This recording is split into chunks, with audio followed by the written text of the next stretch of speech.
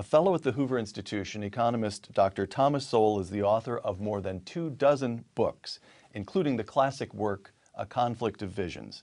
Dr. Sowell's latest, Intellectuals and Society, a revised and expanded version of the original bestseller. Tom Sowell, welcome. Thank you.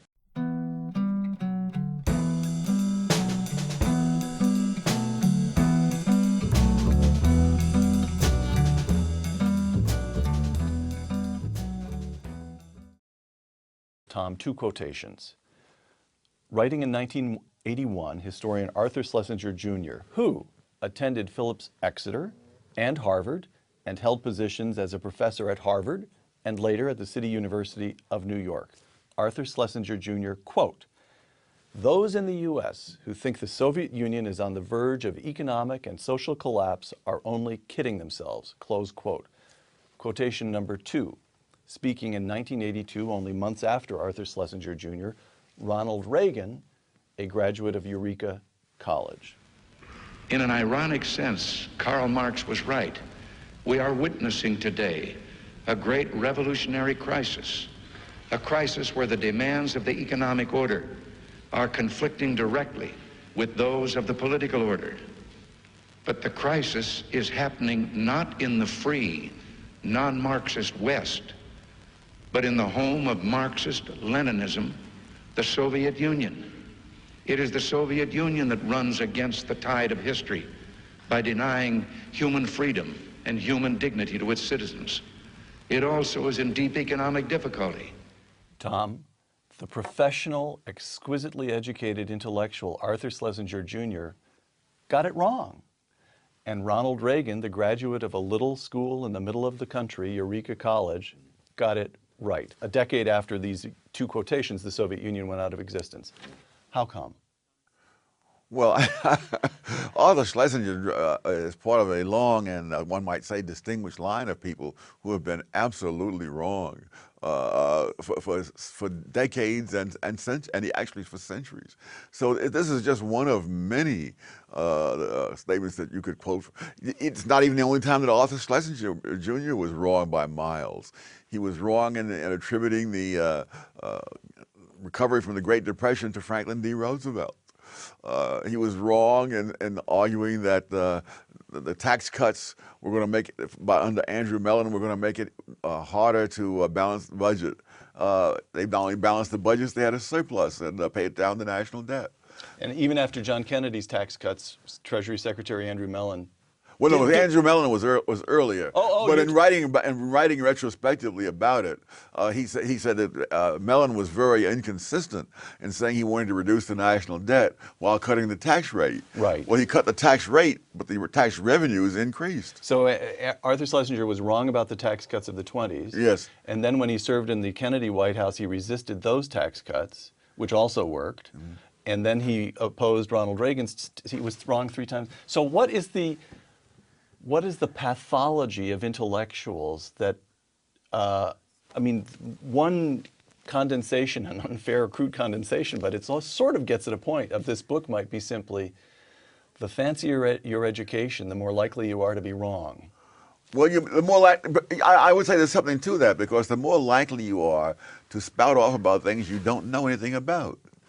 The problem is that all of us have a narrow range within which we may be great, but a few steps outside that range, and we're totally lost. You know, Bobby Fischer didn't go around commenting, you know, on theories of evolution and stuff like that. He was happy to play chess. But intellectuals, someone who's a linguist like Noam Chomsky, he didn't stick to linguistics. If he stuck to linguistics, most people would never have heard of him. So somehow or other, a fancy education seems to give people the feeling that they have been given, the diploma gives them permission to spout off about world affairs, politics, economics, when all they know is linguistics, or Arthur Schlesinger Jr.'s case, he knows a lot about the administration of Andrew Jackson, yes. 150 years before. Why? What is it about having a fancy diploma that gives people the right to waffle on? It's all just the general reputation of being an intellectual. And you don't have to go that far away. I mean, a couple of years ago, there was a mountain lion killed here in Palo Alto. And all kinds of insane things were said by people at Stanford and whatnot about how terrible it was to kill this mountain lion. He was up in a tree near where the school was about to let out. School was about to let out. I remember that. The cops had been watching it all day. It was in a tree in a neighborhood, and when the school was about to let out, they thought, we have no choice. People who may have been, they may have been the world's authorities on existentialism or Mayan culture or whatever.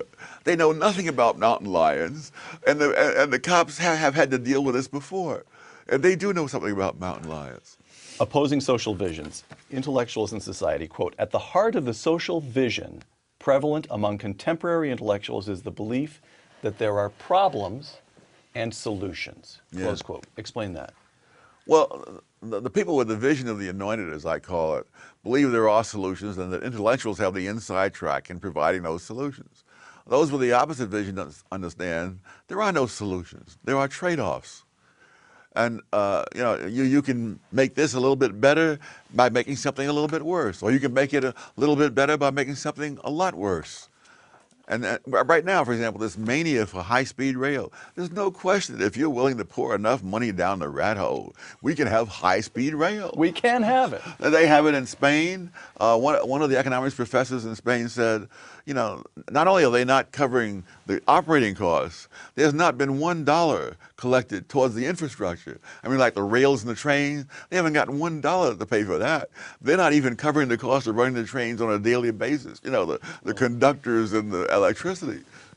So you've got, in Intellectuals in Society, you draw this contrast between what you call the vision of the anointed. We, the anointed, because of our intellect, our superior, I'm denigrating the view because I share your view that it's all nonsense, yes. But it's not nonsense to them. So what's the fair way to put it? What is it? They have more knowledge than other people. We know more than most people. That's right. Therefore, we are in a position to survey society, see specific problems, and propose solutions. That's one fundamental vision which runs through much of Western civilization, as you demonstrate here. And the opposing vision is commonsensical, tragic. You can't solve certain problems. We will all die. There is human beings are in some ways perverse. This would be the vision, you argue, of the Founding Fathers. You check ambition with ambition. Checks and balances. Power is dangerous.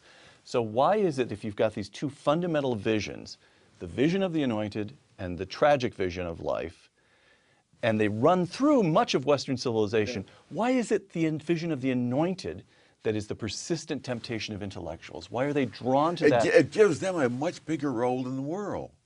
I mean, if you believe in free markets, what about all these people who want to have social justice? People just go out there, they make whatever deals they can with each other, work things out, and go on their way. And here is all this unused brilliance standing on the sidelines, watching with impotent rage.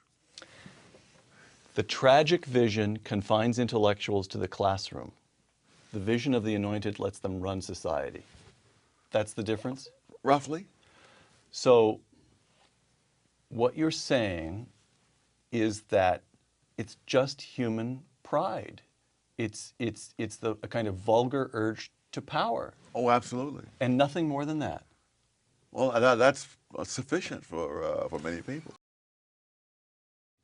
Ideological differences based on beliefs about facts, causation, human nature, and the character and distribution of knowledge are ultimately questions about different perceptions of the real world, leading to hypotheses which can be tested empirically. Close quote. Now, everybody who's been to college and high school knows that what you've just described is the intellectual method. You come up with a hypothesis and you test it against reality. And yet you argue here that the least interested in actual empirical tests, testing ideas against reality, are intellectuals. Why? Because there are many talents. They have a huge ego stake in a given set of conclusions. In other words, it's very asymmetrical. I mean, if you believe in free markets and traditional values and so forth, there is no exaltation that comes with that. You're just somebody who believes in free markets and traditional values. On the contrary, there's a certain humility that comes with it. You Yes. say, look, the market knows more than I do. Yes. The traditional moral wisdom of the ages knows more than I do. You humble yourself before the wider world, right? Yes. Okay. But if you believe in social justice and saving the environment, you know, I mean, you're really something. And so the people with that viewpoint have a huge ego stake. And empirical evidence is like gambling all of that on a roll of the dice. Okay. They don't want to test for fear that they might be proven wrong. Yes. They don't want to know the answer. Again, intellectuals in society, quote, intellectuals on issues ranging across the spectrum from housing policies to laws governing organ transplants have sought to have decision-making discretion taken from those directly involved who have personal knowledge and a personal stake and transferred to third parties who have neither and who pay no price for being wrong, close quote.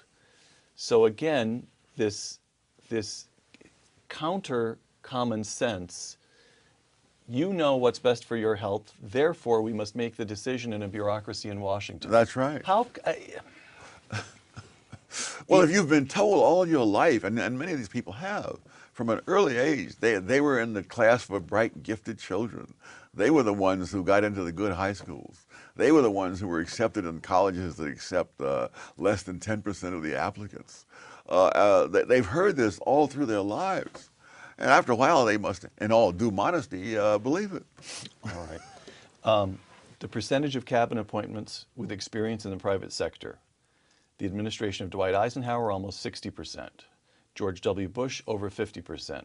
Barack Obama, barely 20%. Yes. What are we to make of this? That there is a reason why things have declined the way they have. That people of that sort have a track record. I remember years ago encountering a fellow who had been a teaching fellow at Harvard when I was an undergraduate. And I said to him, I've been noticing that whenever there's a great disaster, there always seems to be a Harvard man in the middle of it. He said, have you noticed that too? You know, I mean, think of McNamara and the Whiz Kids and the Vietnam War. You know, think of the Ford Foundation. Who was the Harvard man in charge of that? I think it was Bundy. Sounds right. Yeah, and you know, he launched this whole notion of subsidizing community activists as the answer to the racial problems. Of course, community activists have every incentive to exacerbate the problem to the fullest. I mean, calm would be the end of their job. So why, I'm just still trying to get at this contrast between the growing role of intellectuals in American life, which has taken place not only in our lifetime, but in the lifetime of somebody who's in college this very day. You can see it expanding over the last quarter of a century or so. Why should that be taking place now? Why should intellectuals have a growing role, and why should the nature of intellectuals have changed? If you look at the founders, Thomas Jefferson, John Adams, quite different characters and temperaments. These were both extremely well read. John Adams was a Harvard man. And yet you don't get what you get, I would argue, and I think you'd agree, but I put it to you, you get the sense over and over again, particularly in Adams. You get it in Washington. You certainly get it in the constitutional debates. It's the tragic vision of life. Oh, no question. Power is dangerous. We need to hem this in. We need to devolve as much power as we can to ordinary people. Now, why is it that the founders should have grasped that, and intellectuals today just don't see it at all? Well, first of all, these people did not make their living as intellectuals. They did not make their living even as politicians, most of them. Right. Most of them had day jobs, and when the rebellion against Britain started, they put that aside for the time being to go into politics and to try to write up a constitution and all those kinds of things. But they were not intellectuals in the sense in which I define it as people who earn their living by producing a final product which is simply ideas.